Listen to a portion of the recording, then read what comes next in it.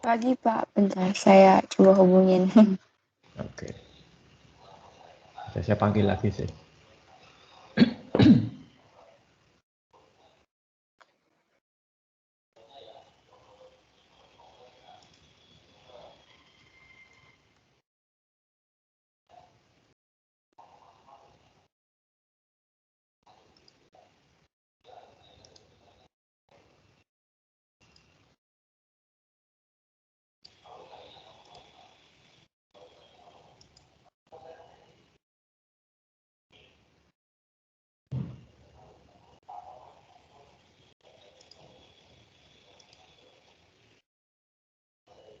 Oke, sepertinya ada masalah. Ya sudah, kita lanjutkan dulu aja. Oke, pertama kita lihat tugasmu dulu ya, Esa. Iya Pak. Oke, sebentar. Oke, saya coba buka ini.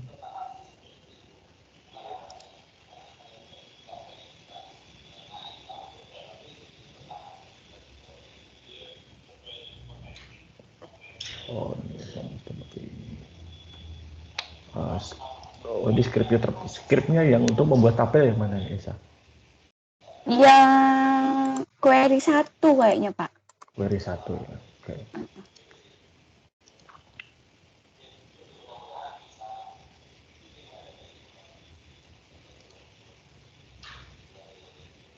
Ya, nah, itu lain kali kalau membuat query, file query maksud saya, kemudian namanya itu dalam pemberian nama, maksud saya itu sebaiknya memberikan nama yang informatif, ya. Karena begini, eh, dalam satu lingkungan gitu ya, dalam satu lingkungan ini. Jadi kalau membuat sistem itu kan mungkin tidak hanya sendiri, gitu ya. Artinya ada orang lain yang akan menggunakan, ya tak? Nah, ya, orang lain itu kan tidak tahu logika berpikirmu, tidak tahu bagaimana caranya apa kamu memberikan nama, sehingga query 1 itu apa gitu loh. Pernah nggak maksud Oh iya saya? Pak. Nah, jadi baik kalau itu kemudian diberi penjelasan namanya apa gitu. Oh ya ini, oke, oke ini sudah kamu coba ya. Di, Iya Pak. oke, kita coba ya. Kemarin tuh ada perbedaan gitu Pak, dari kan aku ngerjain bareng sama Albert. Nah, di Albert itu di MS Skill-nya itu ada folder yang kan ada NPM, terus ada yang general gitu Pak. Nah, punya saya tuh ada yang NPM doang gitu, terus saya jadinya ngerjain yang di NPM doang, di NPM itu. Oke, ya nggak apa-apa. Oke, ini sudah ya. Ini semuanya. Kamu bisa lihat ini. Bisa Pak? Oke, ini persis sama seperti yang kamu anu kan, ya. Betul ya. Ini yang kamu Ya. kumpulkan kan. Oke. Yang paling gampang itu kalau lihat script beda eksekusi aja. Oke.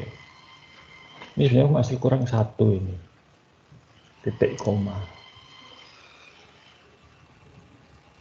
Ya tak? Kelihatan nggak? Tadi kan belum ada titik komanya. Harusnya ada Iya. titik koma. Itu untuk memberitahukan SQL Server bahwa ini sudah uh, Oh, sudah.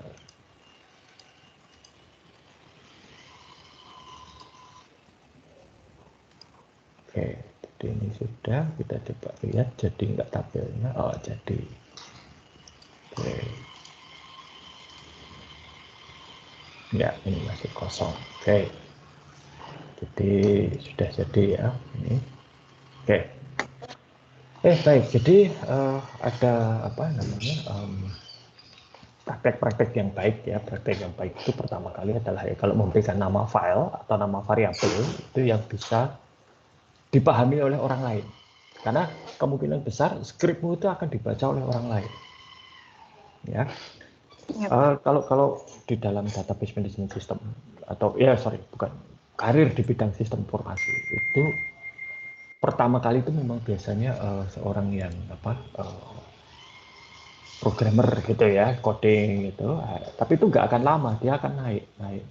Sehingga kalau sudah senior itu justru lebih banyak non codingnya daripada coding, itu pertama. Jadi nanti jelas kalau kamu buat satu script dan kamu pindah ke atau naik jabatan ke level yang lebih tinggi, script itu harus dibaca oleh orang lain ya, untuk maintenance dan lain sebagainya. Sebentar, ada paket sebentar ya.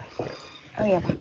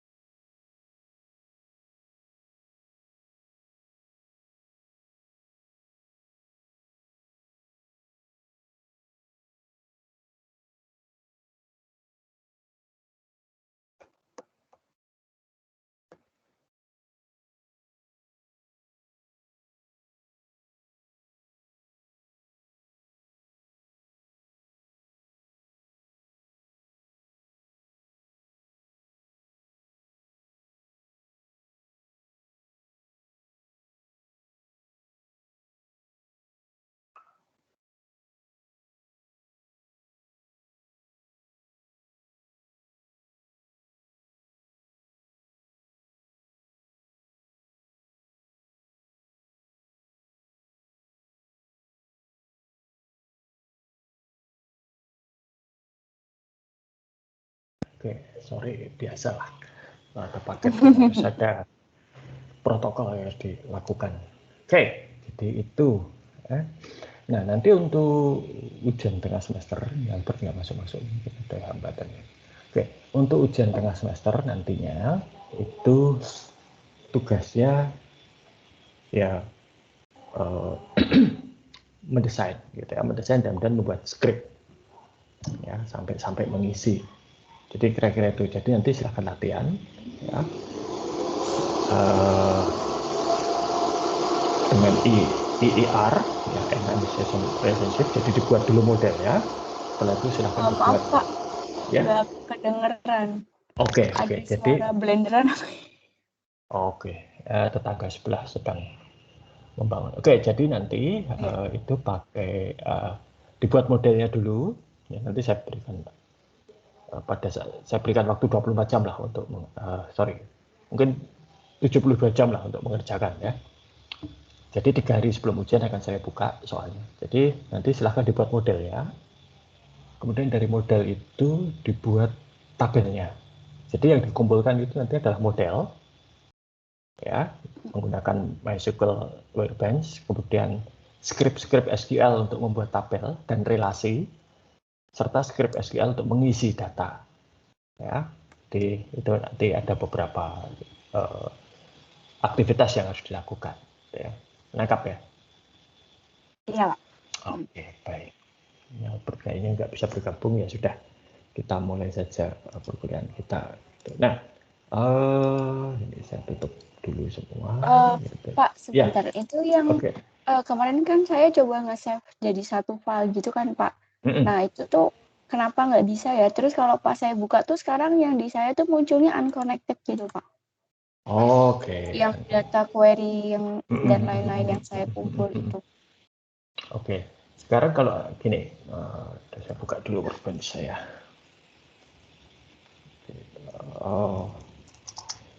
Yang tidak bisa jadi satu file itu maksudmu gimana? Scriptnya? Iya, semuanya. Yang tugas kemarin udah bisa dijadiin satu file ya gitu. Memang tidak bisa. Oh gitu. Ya, karena begini. Setiap script itu akan membuat tabel yang berbeda-beda kan. Ya. Iya. Nah, maka itu kemudian ya, dan dugaan saya itu tidak bisa adalah karena kamu lupa menambahkan tanda titik koma. Oh. Ya. Nah, maka tanda titik koma itu penting untuk MySQL untuk memberitahukan bahwa ini dieksekusi sampai di sini. Setelah itu nanti mulai lagi dari awal. Kalau enggak, kamu nanti ada 2 perintah creatable pada satu baris. MySQL ini creatable yang mana gitu kan. Maka harus satu-satu. Ya, itu. Bisa saja sih, misalnya buat 20 tabel. Saya sering melihat itu skrip membuat ratusan tabel dalam satu skrip, ya bisa. Tetapi itu tadi, titik koma. Dan ini saya tunjukkan, sebentar, saya carikan contoh skrip SQL yang baik ya.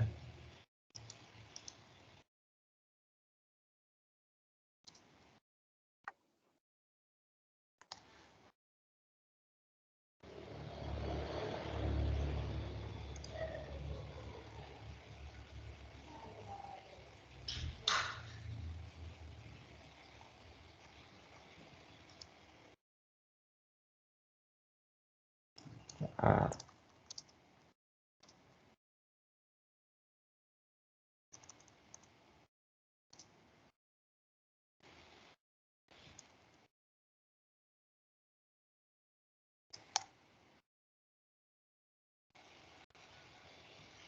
Oke.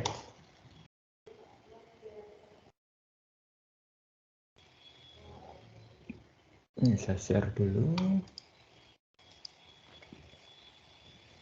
Susahnya harus ganti-ganti aplikasi.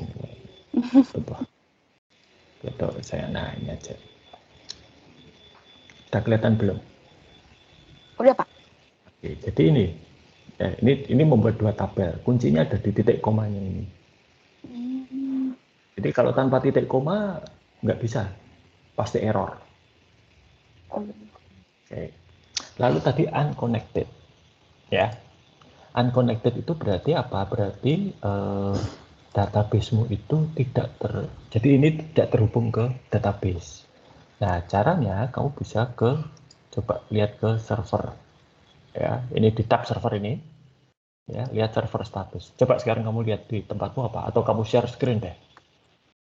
Biar saya bisa melihat. Saya stop dulu. Ya, ini share screen, Pak. Oke. Salah. Nah, ini.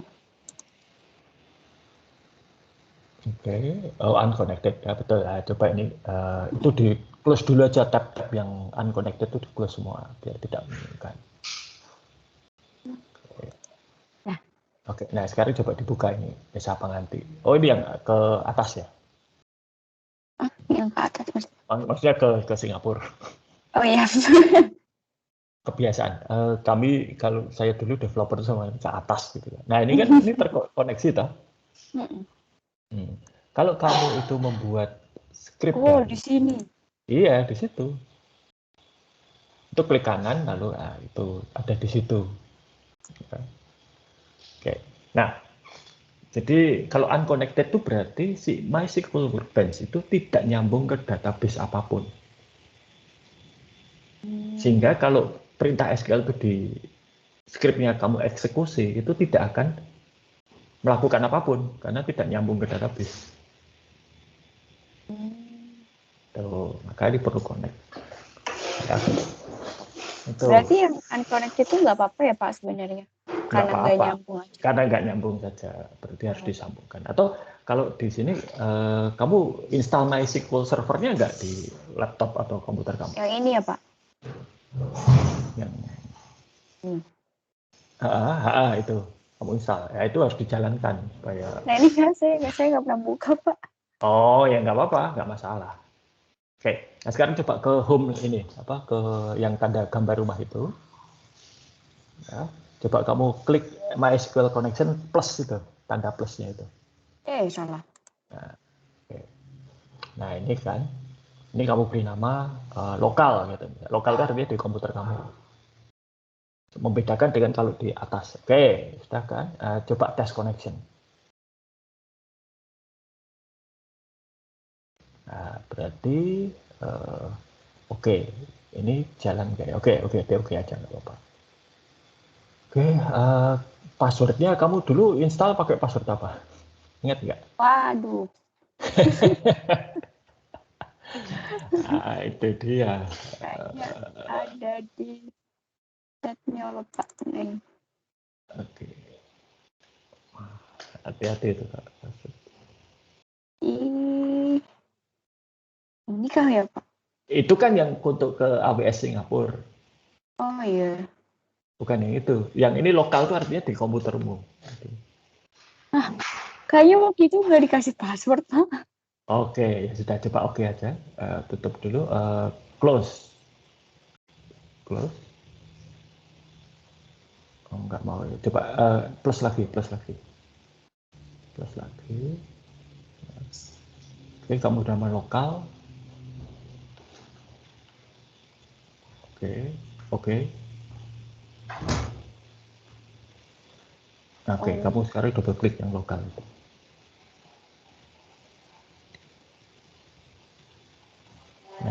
Nah, ini berarti servernya nggak nyambung. Mati servernya. Oke, kamu ke database ini. Sorry, ke server, tab server itu. Menu server, sorry. ini ya, Pak. Startup shutdown ini.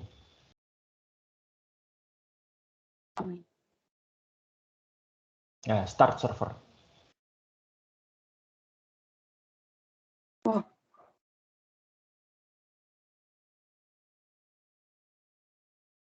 Oke, ditunggu. Kalau nggak ya nanti. Ini butuh waktu sih. Dan semakin besar itu semakin lama waktunya untuk restart. Saya pernah punya server itu restart ini bisa 1 jam. Karena banyak yang harus di setting gitu. oh berarti ini nyambungin yang lokalnya itu tadi ya, Pak? Lokal, ini hanya ke lokal ini, bukan yang ke AWS. Kalau yang ke AWS kan terbatas ya. Oh iya. Ini mungkin nanti harus diinstal ulang itu kalau nggak bisa. Oke.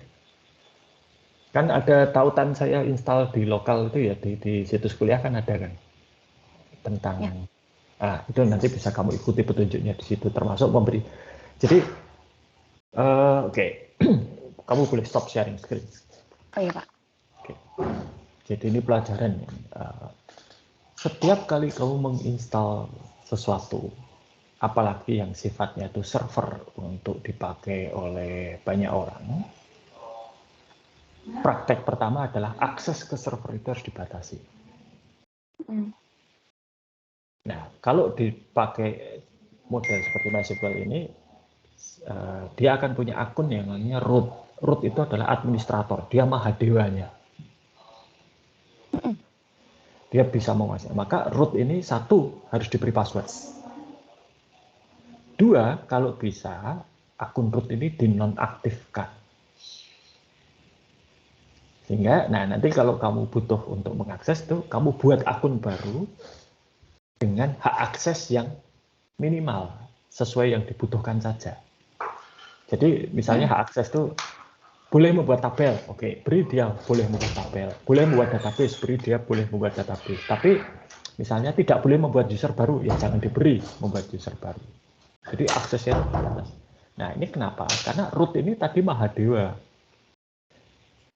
Kebanyakan proses hacking, menghacking satu sistem itu adalah nomor satu itu biasanya mencoba untuk menguasai akun root ini. Sehingga nanti kalau dia sudah menguasai, wah, sistemnya bisa diobrak-abrik. Beberapa server yang bagus itu akun root secara default standar itu tidak ada, dimatikan. Ya. Lalu hanya orang-orang tertentu yang punya akun root ini. Itu pun kalau mengakses harus sangat-sangat, ini Albert sudah bergabung. Nah, kalau mengakses sudah harus sangat terbatas, ya, tidak bisa sembarangan. Oke, nanti saya tunjukkan. Oke, Albert,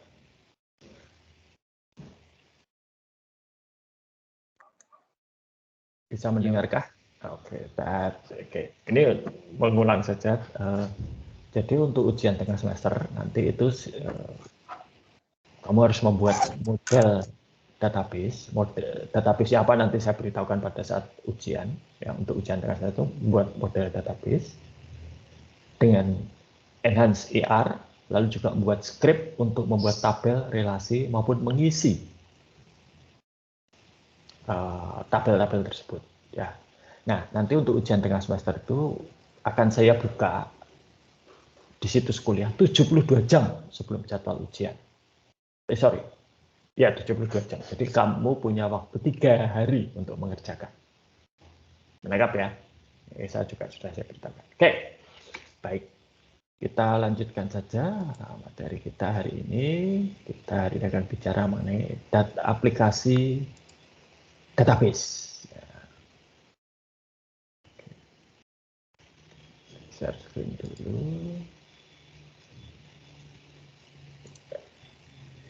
Database aplikasi. Oke.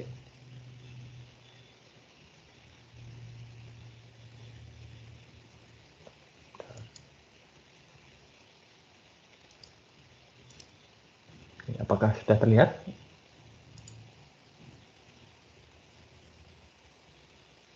Belum, Pak. Belum, slide-nya belum terlihat.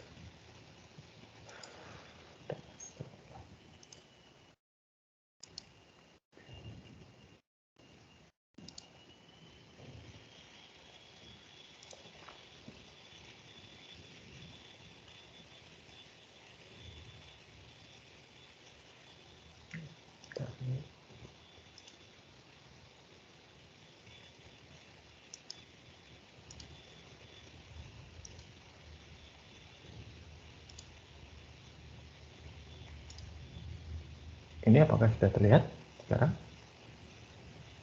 Udah, Pak. Oke, baik. Nah, oke. Jadi kita akan bicara database dalam aplikasinya. Nah, kalian sudah melihat bagaimana satu database beserta tabel-tabelnya itu dibuat, bagaimana itu diisi, dan seterusnya. Prakteknya, tidak boleh aplikasi atau manusia itu mengakses langsung tabel-tabel di dalam database. Itu tidak boleh. Ya. Karena apa? Jejak auditnya terbatas. Ya. Jadi misalnya Albert menambah satu baris, ya itu jejak auditnya sangat terbatas. Siapa yang menambah, kapan palingannya itu ya, dan itu bahaya sekali. Ya. Lalu juga orang-orang yang bisa menambah atau mengubah data itu sangat terbatas seharusnya. Maka praktek yang baik itu untuk database itu harus dibuatkan aplikasi atau software untuk mengakses. Itu pun kemudian aplikasi atau software ini aksesnya juga terbatas. Ya. Seperti kalau kalian pendaftaran kelas, kalian bisa melihat kelas apa saja yang ditawarkan. Kalian bisa memilih kelas, tapi kalian tidak bisa menambah kapasitas kelas tersebut. Kalian tidak bisa membatalkan satu kelas tersebut. Kalian bisa mendaftar di kelas tersebut atau bisa membatalkan pendaftaran kalian sendiri, tetapi tidak bisa membatalkan satu kelas. Ya. Yang berhak untuk itu adalah Kaprodi. Kaprodi bisa menambahkan kelas, menambah kapasitas satu kelas, atau menghapus satu kelas, tetapi dia tidak bisa mendaftarkan kalian ke dalam satu kelas. Ya, jadi prosesnya seperti itu. Nah, biasanya di dalam aplikasi itu sudah ada jejak auditnya, lognya. Jadi misalnya bisa login jam berapa ke sistem KRS, lalu menu yang dipilih apa, nambah mendaftar kelas atau membatalkan kelas, atau hanya lihat-lihat saja, itu semua ada. Ya, dan itu ada di dalam aplikasi. Aplikasi yang baik akan seperti itu. Oke, nah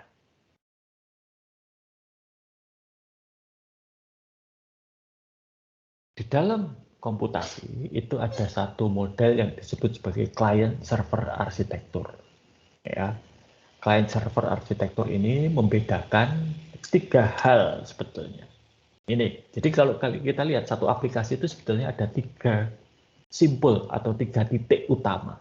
Yang satu itu yang disebut sebagai simpul tampilan ya, atau presentation logic.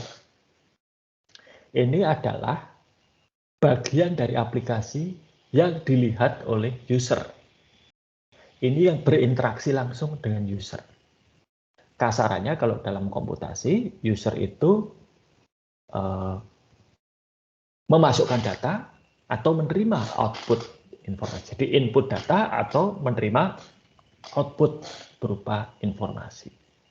Ya.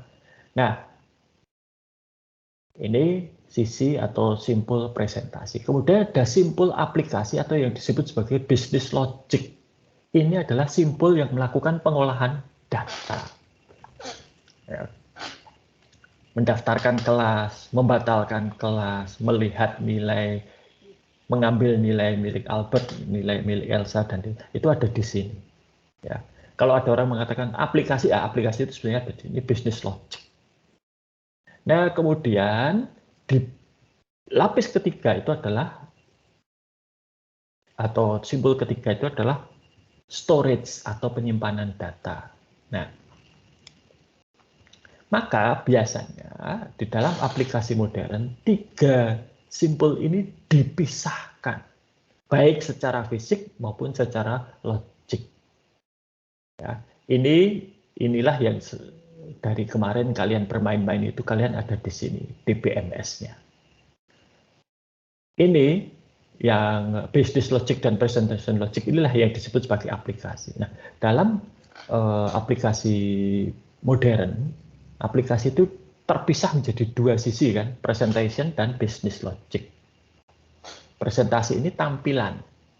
Maka kalau kalian pernah mendengar ada istilah front-end developer, ya, atau graphical user interface developer, atau ada istilahnya namanya user interface, itu ada di presentation logic. Sedangkan kalau back-end atau back office itu adalah yang business logic.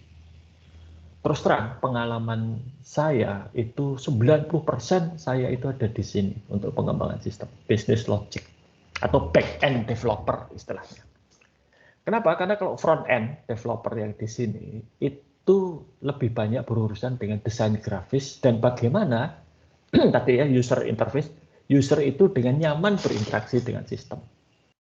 Nah, kalau back-end itu urusannya adalah inputnya ini diolah bagaimana, datanya diambil dari mana, outputnya apa. Perkara outputnya itu nanti mau ditampilkan dengan grafis, ditampilkan di mobile, ditampilkan di laptop, desktop, itu bukan urusan saya, gitu ya.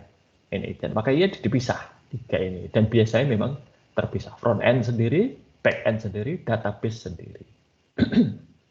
Ya. Nah, ada juga nanti developer itu yang mereka mengklaim dirinya sendiri sebagai full stack. Full stack itu artinya dia bisa front end, bisa back end. Ya. Dan mungkin juga bisa di sini. Tapi semakin besar aplikasi, sangat sulit untuk menyatukan ini semua ke dalam satu tim yang sama. Ini harus dipisahkan. Ya, karena memang tersendiri. Ya.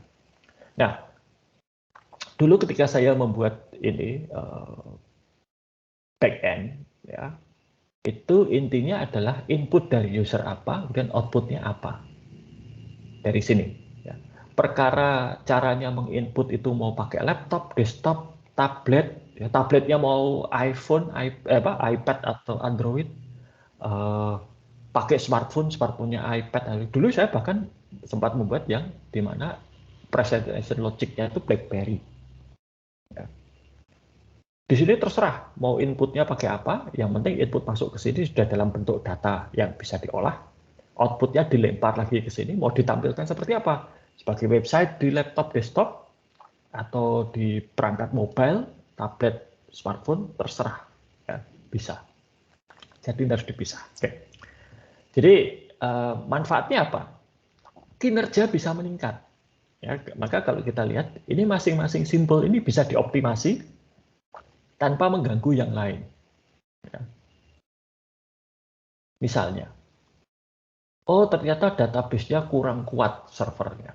Ini perlu pakai prosesor yang baru. Nah, ini tinggal diganti di sini saja prosesnya tanpa memengaruhi yang lain. Ini akan menjadi lebih cepat. Ya. Dan ini juga di sini. Ini kok lambat ya? Nah, ini yang diperbaiki di sini. Ini tidak terpengaruh. Ini juga tidak. Ya. Nah, kemudian interoperability, sorry. Ya.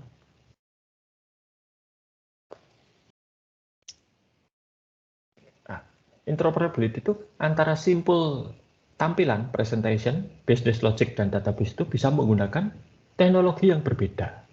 Ya. Di database management sistemnya pakai MySQL, nanti untuk business logicnya itu pakai, waktu itu saya pakai bahasa PHP, nanti yang di depan itu pakai JavaScript, nggak masalah, ya, beda-beda. Yang di belakang database dan business logicnya pakai Linux misalnya, yang smartphone-nya pakai BlackBerry atau iOS atau Android, tidak jadi masalah. Dan ini juga bisa membagi beban kerja. Ya.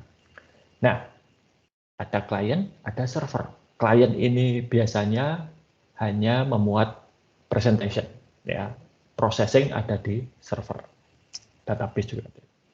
Nah, ini maka kemudian distribusinya bisa seperti ini. Ya. Kalau kalian pakai komputer yang kuat, itu biasanya thick client. Di sini semua jadi satu di situ. Tapi kalau thin client, smartphone, tablet itu thin client. Ya. Itu maka semuanya ada di server. Ya, klien itu hanya tampilan. Seperti kalau kalian pakai Instagram misalnya. Ya.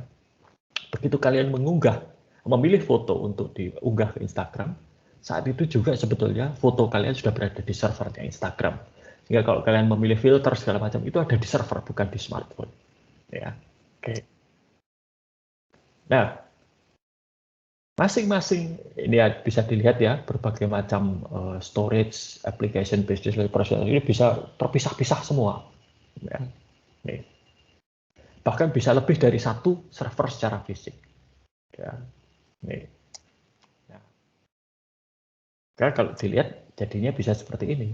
Ya, ini klien, ini servernya ada di sini. Nah, khusus untuk aplikasi database yang diakses melalui web, itu ada satu tambahan server, yaitu web server, dan nanti ada application server. Jadi ada klien nanti itu akan nyambung, kalau kalian buka misalnya internet banking, itu ke web server. Web server kemudian di belakangnya yang menjalankan aplikasi itu ada application server, dan ada database server. Nah, sehingga seringkali kalau ada berita, website satu perusahaan dihack, nah itu sebenarnya biasanya dihack hanya ini, tapi aplikasinya enggak, database-nya enggak, aman gitu ya. Dan kalau hanya mengganti halaman depan satu perusahaan dengan website yang lain, halaman web yang lain, itu amatiran ya. Yang hebat itu kalau bisa nembus ini sampai ke belakang untuk mencuri data lah, itu baru hebat gitu kan. Tapi rata-rata ya, ini saya beritahu, kalau kita kan sekarang sudah banyak yang pakai cloud. Rata-rata hacker yang bisa mencuri data itu tidak lewat ini. Enggak, ini sulit sekali karena keamanannya berlapis. Mereka itu biasanya tembus ke belakang ini langsung. Kenapa kok bisa tembus ke belakang langsung? Karena setting di sini tidak benar. Nih, oke, kita lanjutkan dulu. Ya, jadi ini dynamic dan static, ini middleware ya. Ini teknis sekali sih, saya tidak perlu. Nah, saat ini itu ada satu bahasa pemrograman yang cukup banyak dipakai, ya, yaitu Python. Python ini mudah sekali dipelajari, ya, sederhana, dan banyak dipakai terutama untuk aplikasi artificial intelligence, machine learning, dan data analytic. Ya. Jadi kalau kalian nanti berminat untuk analisa data itu baik untuk belajar Python ini. Ya. Ada dua yang saya sarankan, yaitu bahasa R. R itu bahasa statistik, dan Python ini. R itu untuk statistiknya, Python ini untuk machine learning-nya. Oke, tapi itu topik bahasa. Ya. Nah, kemudian di dalam arsitektur 3 simpul tadi, ya, itu ada yang namanya stored procedure. Masih ingat ya, kita di MySQL itu, di dalam SQL, Advanced SQL itu ada stored procedure, ada trigger. Ya. Stored procedure ini tersimpan di database. Ini keunggulannya apa? Cepat ini. Ya, bisa dieksekusi dengan cepat. Tapi masalahnya adalah biasanya ini tidak kompatibel dengan aplikasinya. Ya. Ini perlu dipikirkan. Ya. Kemudian ada transaksi. Nah, transaksi itu apa? Nanti transaksi itu adalah, nanti kita lihat, bukan transaksi jual beli atau pertukaran aset, bukan. Transaksi itu adalah satu kesatuan script SQL, nanti kita lihat ya. Lalu juga ada koneksi. Ini kita manfaatnya ini saya lewati. Nah, kalau kita pakai n-tier arsitektur itu manfaatnya apa? 3-tier tadi ya, memisahkan presentasi, logic, business logic dan storage. Skalabilitas. Ya. Sering sekali ada satu website yang populer itu menjadi lambat kalau diakses banyak orang. Nah, tapi lambatnya itu kenapa? Kita lihat kembali ke sini.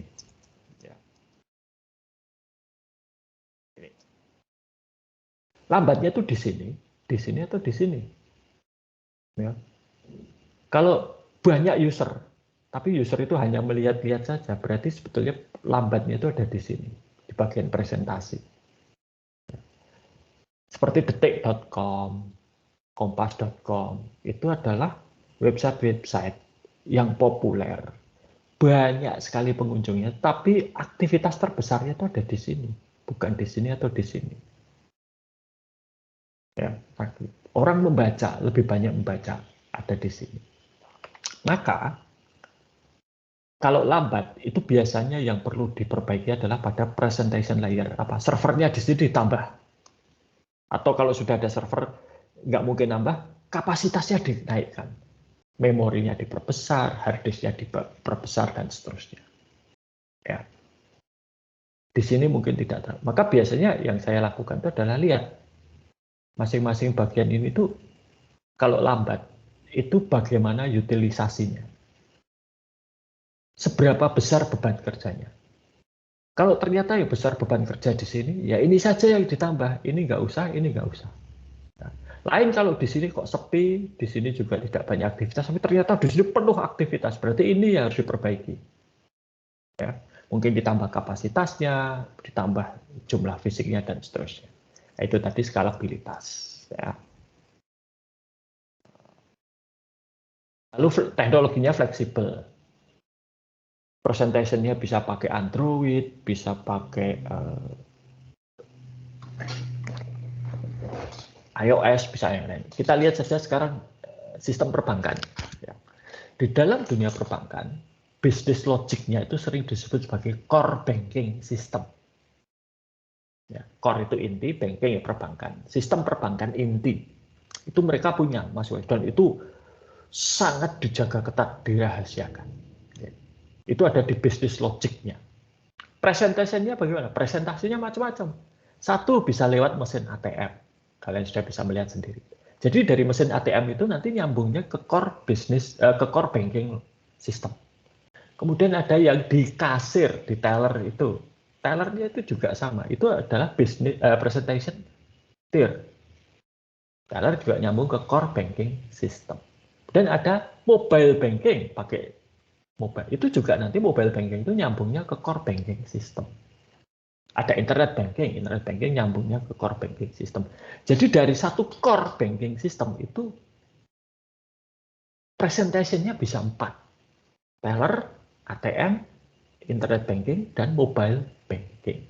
Tapi tidak pernah ada baik teller, ATM itu langsung menyentuh core banking sistemnya. Karena itu sangat dijaga kerahasiaannya. Ya. Oke. Dengan demikian, karena ini fleksibel dan juga mudah ditingkatkan sekarang, menjadi dalam jangka panjang itu biayanya menurun. Ya. Karena kalau ada masalah cukup di tier itu saja yang diperbaiki masalahnya. Ya. Dan mengurangi risiko. Risikonya apa? Kalau misalnya internet bankingnya dibobol, core bankingnya tidak akan terpengaruh. Saya mungkin pernah bercerita ini berkali-kali. Dulu websitenya Telkomsel itu pernah dihack. Jadi ada orang protes karena harga paket data maupun pulsanya Telkomsel itu mahal, tarif Telkomsel itu mahal. Dia mengganti websitenya Telkomsel dengan poster protes itu. Telkomsel kemahalan. Meskipun diganti websitenya, tapi layanan Telkomsel tetap jalan. Beli pulsa bisa. Beli paket data tidak masalah. bayar tagihan oke, layanan telepon jalan, layanan data internet jalan, tidak ada masalah. Berarti core sistem mereka, bisnis logic mereka jalan. Hanya di presentationnya yang kacau karena dihack, ya, sehingga aman. Malu, ya, image-nya jatuh sudah pasti, gitu kan? Karena ya itu tadi yang saya katakan, mengganti atau istilahnya defacing ya, mengganti halaman web satu organisasi itu biasanya dilakukan amatiran, hanya untuk menarik perhatian. Kalau benar-benar hacker itu ya mereka masuk dan diam saja, nggak ada apa, tahu-tahu datanya bocor aja gitu ya. Oke. Ini mengurangi risiko. Nah, transaksi itu apa tuh? Nah, ini transaksi itu adalah begini. Pernah nggak kalian mengalami gitu ya, sedang transaksi internet banking, misalnya Albert mau transfer ke saya gitu, sudah pilih menu transfer, masukkan nomor rekening, jumlahnya ditransfer, klik proses ya, belum selesai tahu-tahu listrik mati. Ya. Biasanya kan kalau akan transaksi seperti itu, transfer atau yang lain sebagainya, ketika diproses kan internet banking modern sekarang kan ada proses autentifikasi ya. Jadi sistem internet bankingnya akan tanya kode khusus gitu ya. Kalau di BCA itu atau Mandiri itu pakai token ya, diberi alat token itu. Jadi kita harus masukkan kode khusus ke dalam token, nanti tanggapannya dimasukkan ke internet bank. Atau kalau seperti Niaga itu Citibank itu mereka pakai kode OTP ya, one time password yang dikirim ke handphone yang terdaftar melalui SMS. Nah, kode itu dimasukkan. Jadi dalam hal ini, ketika Albert sudah memasukkan nomor rekening saya, jumlahnya ditransfer ke proses, ya, tentunya respon dari internet banking adalah menanyakan kode khusus tadi, OTP. Tapi listrik di tempat Albert mati. Nah, lalu bagaimana? Apa yang terjadi? Nah, itulah gunanya transaksi. Transaksi itu adalah satu satuan, gitu ya. Jadi kalau Anda bisa lihat ini script yang dimulai dengan begin dan end. Satu satuan ini, mulai dari begin transaction sampai end transaction, semua harus dieksekusi sampai selesai. Kalau tidak sampai selesai, maka apapun perubahan yang terjadi pada basis data itu akan dibatalkan. Jadi misalnya, ya, begin transaction, insert order ID, order date, customer ID into order T, ini dieksekusi. Insert ini dieksekusi, tapi baru sampai baris kedua ini listrik mati. Maka kemudian transaksinya kan belum sampai ke end transaction ini, maka ya hanya dua ini. Maka dua baris tadi ini yang sudah diinsert itu dibatalkan, tidak jadi diinsert, dikembalikan lagi ke posisi sebelum bikin transaction. Ya, ini. Nah, tapi kalau transaksinya jalan, insert ini sampai ke sini selesai, maka dan listrik mati ya nggak apa-apa. Kenapa? Satu transaksi utuh sudah dilaksanakan. Tapi kalau satu transaksi ini tidak utuh dieksekusi, maka dikembalikan lagi ke awal. Ya, itu disebut sebagai rollback. Ya, ini transaksi tadi. Nah, jadi kalau kita bicara dalam terminologi basis data, transaksi itu adalah satu kesatuan script ini yang harus dieksekusi dari awal sampai akhir. Kalau dia berhenti di tengah jalan karena sebab apapun, maka semua perubahan yang terjadi sebelum end transaction ini akan dikembalikan ke posisi sebelumnya. Jadi misalnya Albert tadi sudah memasukkan jumlah uang yang akan ditransfer. Ya, itu sudah diambil dari rekeningnya Albert 1 juta misalnya. Tapi belum sempat ditransfer, kenapa? Karena listrik mati, maka 1 juta ini dikembalikan. Ya, itulah mengapa kalau transaksi itu berhenti di tengah jalan, biasanya kemudian kita cek saldo kita ya, ada masalah nggak ada masalah. Sama juga kalau misalnya kalian pernah bayar di supermarket atau restoran atau toko atau department store pakai kartu dan error di tengah jalan sebelum muncul di mesin EDC-nya itu muncul bukti transaksi, itu kan bisa dicek transaksi terakhir apa ya, yang sukses. Nah, kalau ternyata transaksi kalian itu tadi error, itu biasanya akan dikembalikan ke posisi awal. Oke. Nah, permasalahan berikutnya dengan database, aplikasi database itu adalah yang namanya concurrent access. Concurrent access itu apa? Ketika ada satu data yang sama diakses oleh lebih dari satu orang. Ya. Ini contohnya apa? Contohnya adalah kalau kalian mendaftar kelas, misalnya manajemen basis data, tinggal satu kapasitasnya, ya, kursinya yang tersedia tinggal satu. Padahal yang mendaftar ada 100. Ini contoh saja ya, karena faktanya nggak pernah ada lebih dari 10 orang di kelas ini. Oke, saya mendaftar rebutan kan? Ya enggak. Oke. Nah, proses kalau ini belum pernah saya jelaskan, tetapi ketika kalian tuh menginsert data, ya, jadi perintah insert ini itu terjadi, itu adalah tabel tempat kalian menginsert itu dikunci, di lock, sehingga orang lain nggak bisa memasukkan data. Ya. Nah, ini yang kemudian disebut sebagai concurrency control. Ya. Mengelola lebih dari satu operasi terhadap database sehingga integritasnya terjaga. Ya. Bayangkan, kalau tinggal satu kursi diperebutkan 100 orang, ada 100-100-nya itu semua insert gitu ya. Apa yang terjadi? Masuk hanya tinggal satu mau diperebutkan sampai 100 kan nggak mungkin. Maka ini perlu ada upaya untuk, nah caranya itu dengan istilahnya di lock, ya. Jadi, pakai mekanisme locking ini. Nah, locknya bagaimana? Ini. Jadi begitu saya select, ya, select database, select tabel gitu, maka tabel itu langsung dikunci. Ya.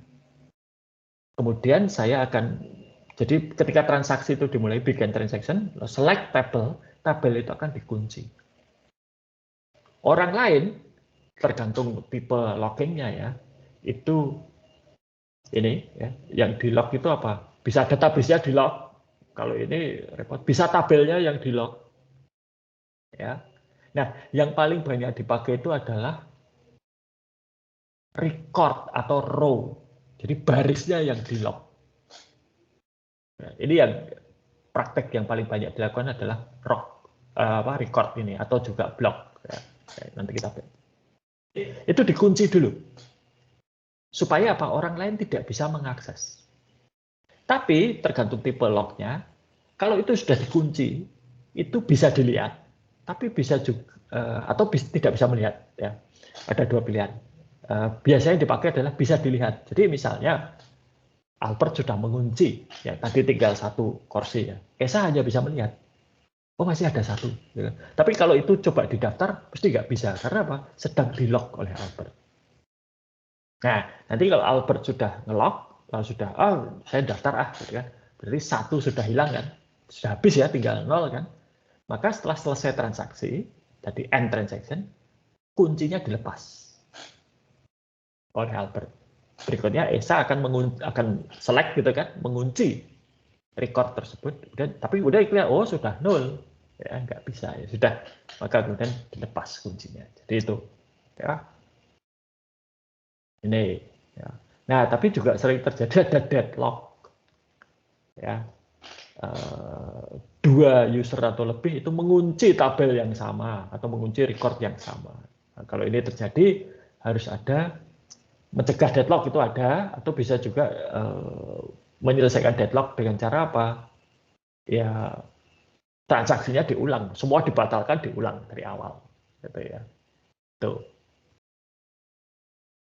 Oke.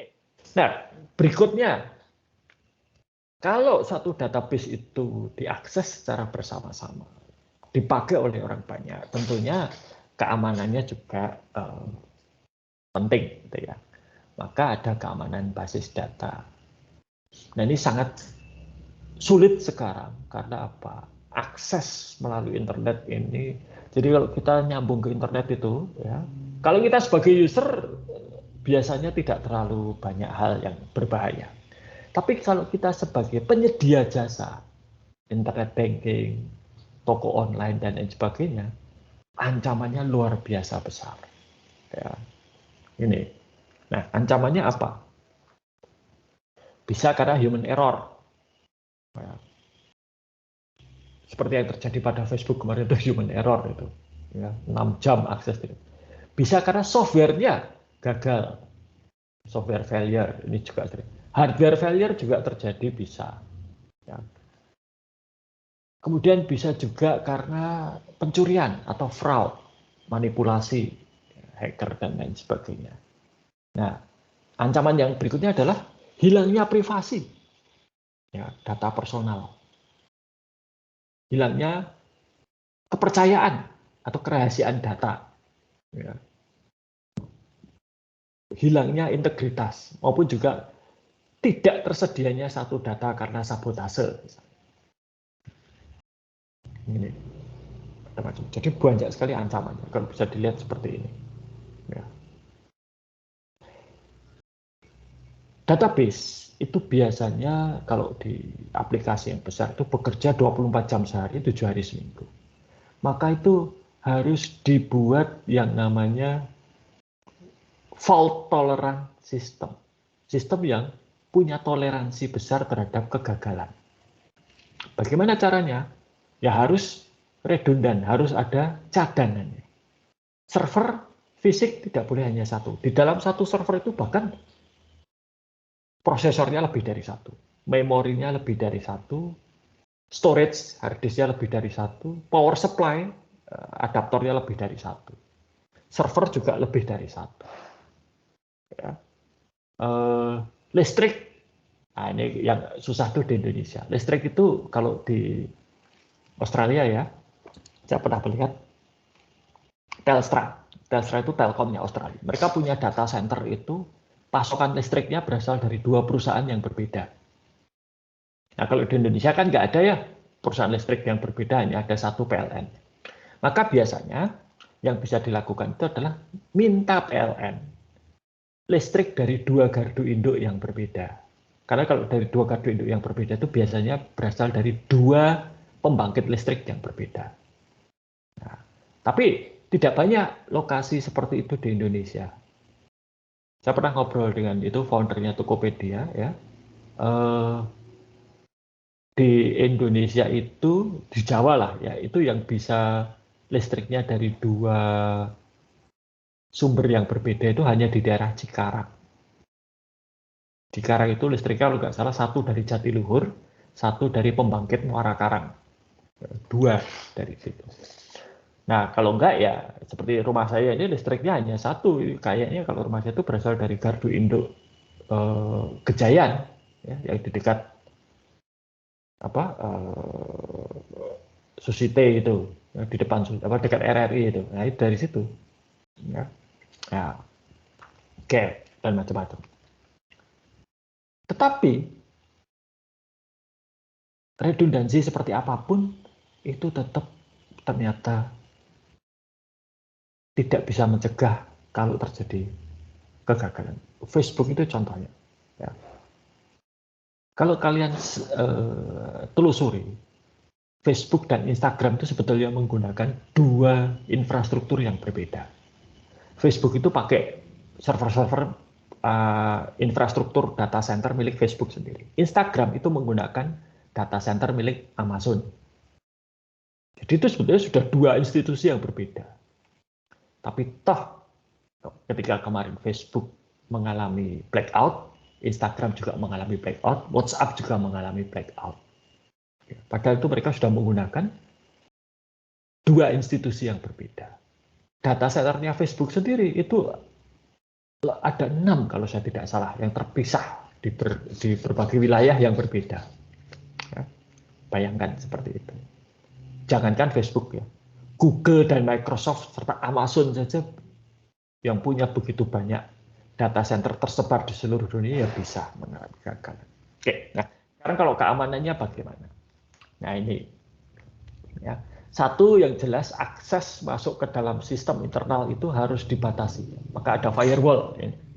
Firewall itu tugasnya adalah memblokir berbagai macam koneksi ataupun pertukaran data, lalu traffic data yang tidak perlu. Dan firewall ini ada berbagai tingkatan. Mereka bisa mereka hanya melihat jalur mana yang dipakai. Kalau jalurnya itu tidak boleh dilewati, ya data tidak akan bisa lewat. Dan mereka bisa namanya state packet inspection. Gitu ya. Packet inspection itu artinya paket data yang keluar masuk lewat firewall ini dilihat. Paket data yang benar atau enggak. Kalau nggak benar, ditolak. Gitu ya. Bisa juga application. Mereka akan melihat aplikasi apa yang mengirimkan dan menerima data. Kalau itu tidak masuk dalam daftar yang boleh dipakai, ditolak. Nah, kemudian di dalam sistemnya sendiri, seperti saya bilang, itu akan ada dipisahkan. Core sistemnya tadi, business logic dan storage itu terpisah.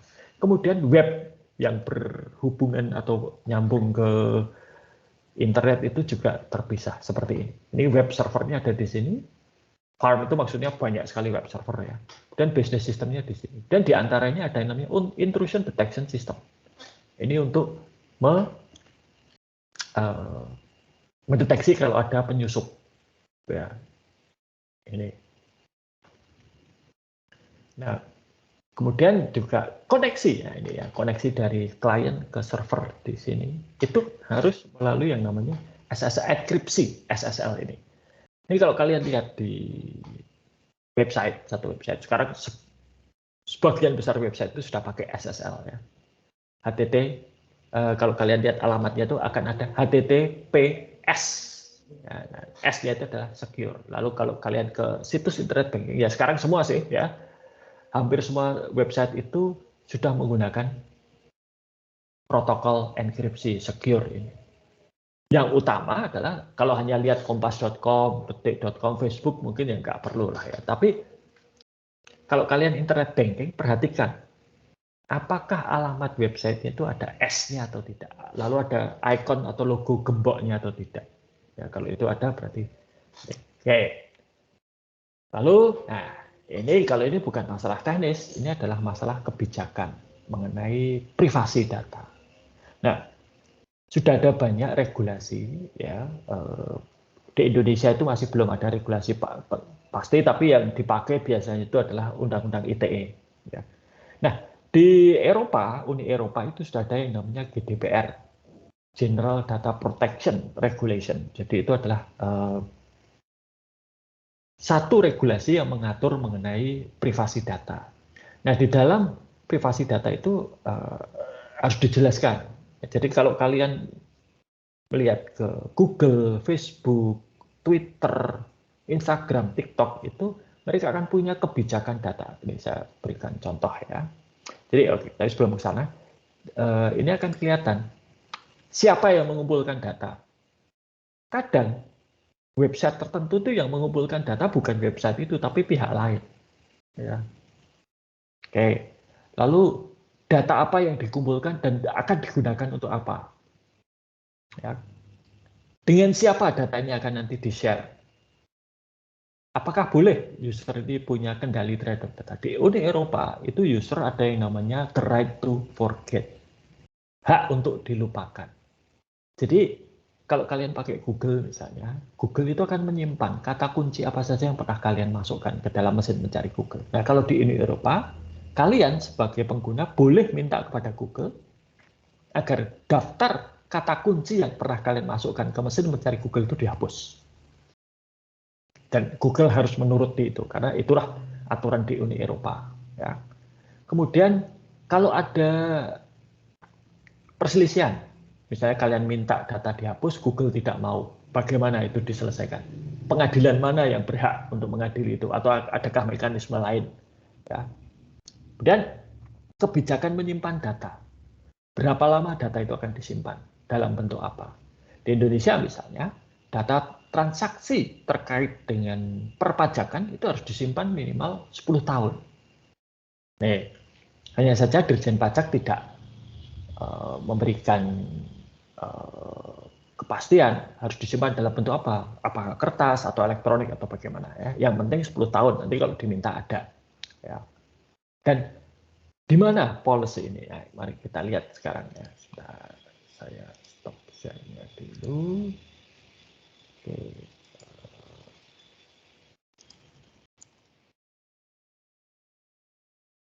Oke. Bisa dilihat sekarang.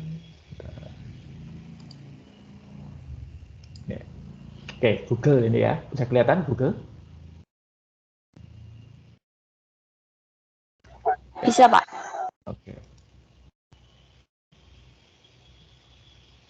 Nah, ini sebentar kok Google.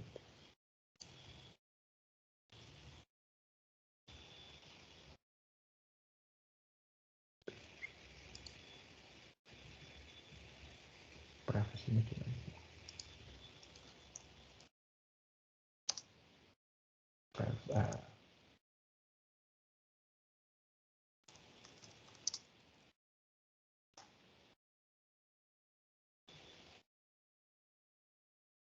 Nah ini kebijakannya Google ada di sini, ya.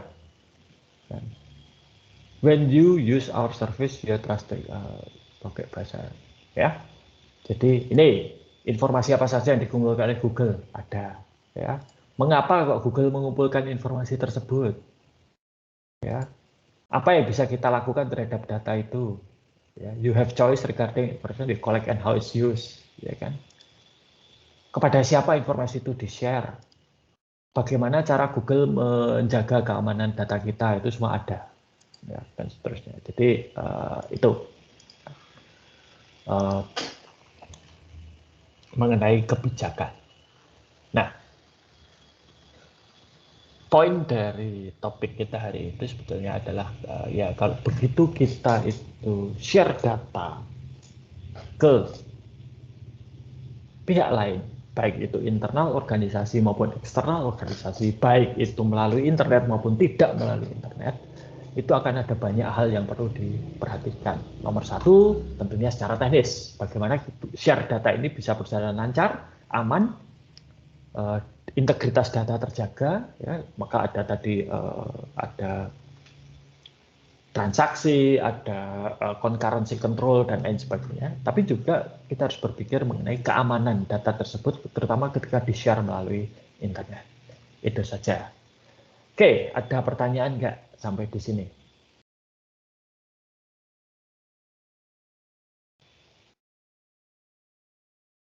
Oke, kalau tidak ada, saya kira itu saja kuliah kita hari ini. Nanti seperti yang saya janjikan, 3 hari sebelum kuliah soal akan saya unggah ya ke situs kuliah, silakan dikerjakan dan dikumpulkan tepat waktu. Kalau ada kesulitan boleh bertanya ya. Oke. Selamat belajar dan sampai jumpa nanti setelah ujian tengah semester.